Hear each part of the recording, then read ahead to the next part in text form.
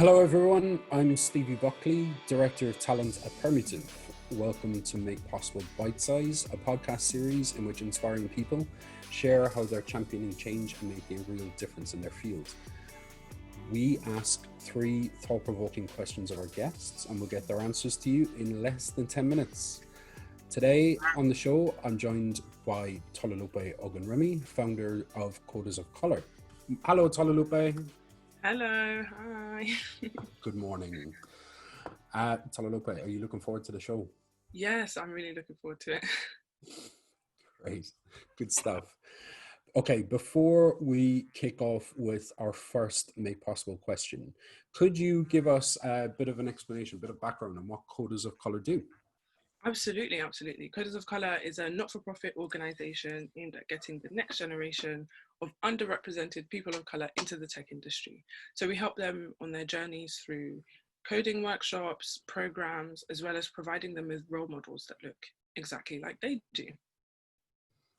Excellent, outstanding. Right, so let's dive right in with our first Make Possible question, Tolúlọpẹ, and it's a big one.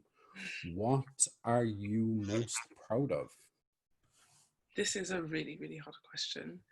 I would probably say some charity work that I did at the end of 2018 called Project Hezi, which means Project Educate, where I went to Ibadan in Nigeria and gave 350 young people some maths textbooks just to help them out with their education.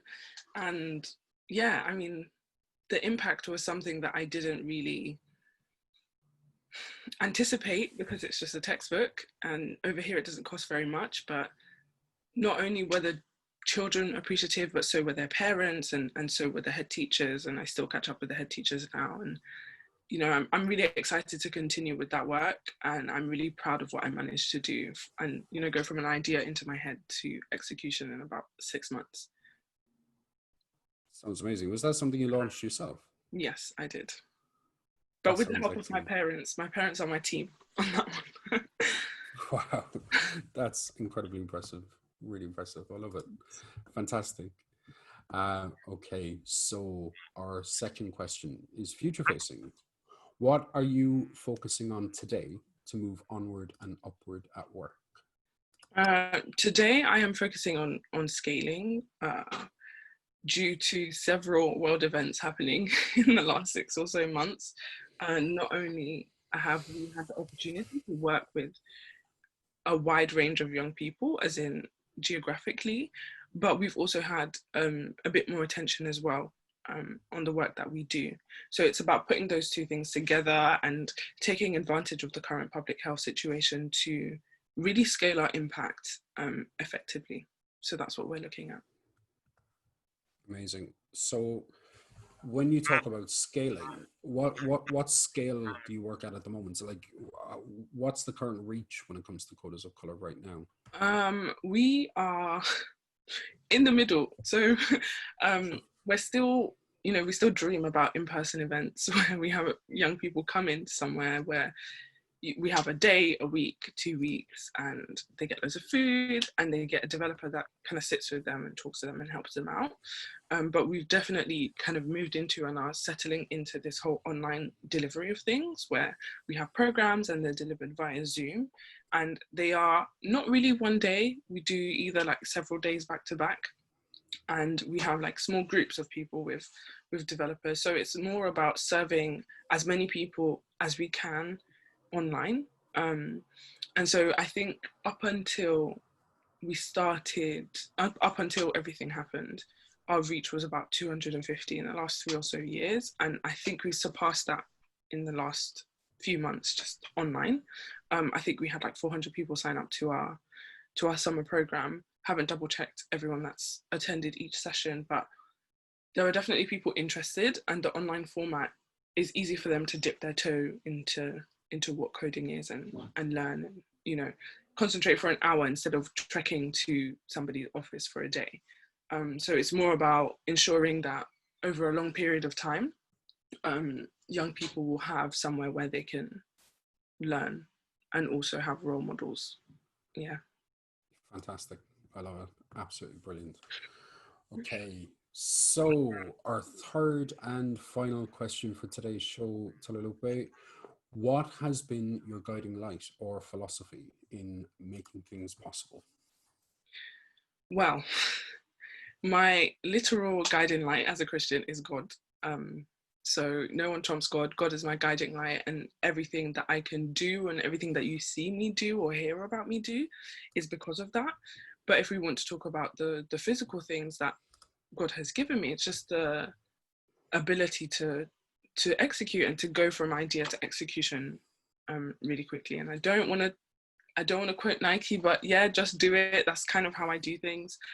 So even our initial events, I just kind of spoke to some people and said, I have this idea, what do you think? And I've just been testing. I was like, the first 2 years, I was like, is this something people are interested in? And I just kept on doing it. And another example is our introduction to Wagtail and DevOps course, where I just thought, this is really cool. We had someone who wanted to teach some young people Wagtail, and I said, no, let's take it further and let's give them a project. And then I was like, let that project be a real project for charity. And that was all in my head. And a month or two later, there were 15 young people working on websites, working on production ready websites, and 10 of them, paired up with a charity, and 10 charities now have a new website. And that's something that, other people, or in whether it's larger organizations or the way people are wired, will say, oh, let's think about it. Let's look at all of the theory as to why this is a good idea. And I was like, let's go for it. See how the young people handle it. And if they don't, oh well. But luckily for me, I haven't had a situation where I had this weird idea and it didn't work out. And I think it's because as a young person, I don't underestimate the potential and the kind of capacity of young people. I believe that young people can do a lot more than people that are older than them, just because they have that innate belief that they're still learning and they're still ready to do new things. And so I think that's why any idea I've had for young people, another example was last summer, where I said, yeah, let's build apps for 2 weeks. I don't know if they're going to be able to do it. And a few of them did. And it's just because they're so used to learning and they're so used to taking new things in that my ideas, my little experiments, they can't tell are experiments, and they end up working. So yeah. Amazing. I mean, obviously, as you know, I had the wonderful privilege of getting to see the end results of some of the work that the people you work with, the young people that you work with, have produced. And honestly, whilst I'm obviously a huge fan of Coders of Color, just seeing firsthand how the combination of the wonderful actual web development work that they were doing, but also the phenomenal charities that they were doing this work on behalf of, was honestly mind-blowing and so eye-opening. And it's really refreshing to see not just young underrepresented people being given an opportunity to break into this world, but the fact that that's been paired up with a benefit to charities that otherwise wouldn't have access to these sorts of resources is just honestly one of the most uplifting things I've seen this year. So I think you're doing incredible work there. Oh, thanks.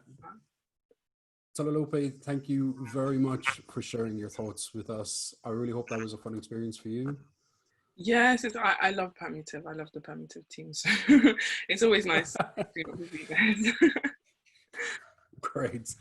Finally, Tolúlọpẹ, where can people go to find out more about Coders of Color? Okay, well, loads of places. I will start with social media because you can find everything from there. So our Twitter is just Coders of Color. So that's Coda S of Color with a U. And the Instagram is Coders of dot color. There we go. And then the website is just codersofcolor.org, and you'll find everything from there. Excellent. We'll obviously put all those links in the description as well. So that's great. Thank you to all of our listeners and viewers for tuning in to Make Possible Bitesize. We'll be back next week with another inspiring guest talking about what they do to champion change, think in exciting new ways, and make a difference. Thank you, Tolúlọpẹ, for speaking with us today, and I look forward to watching you and Coders of Color grow from strength to strength. Oh, thank you. Thank you so much. Goodbye. Bye. Take care.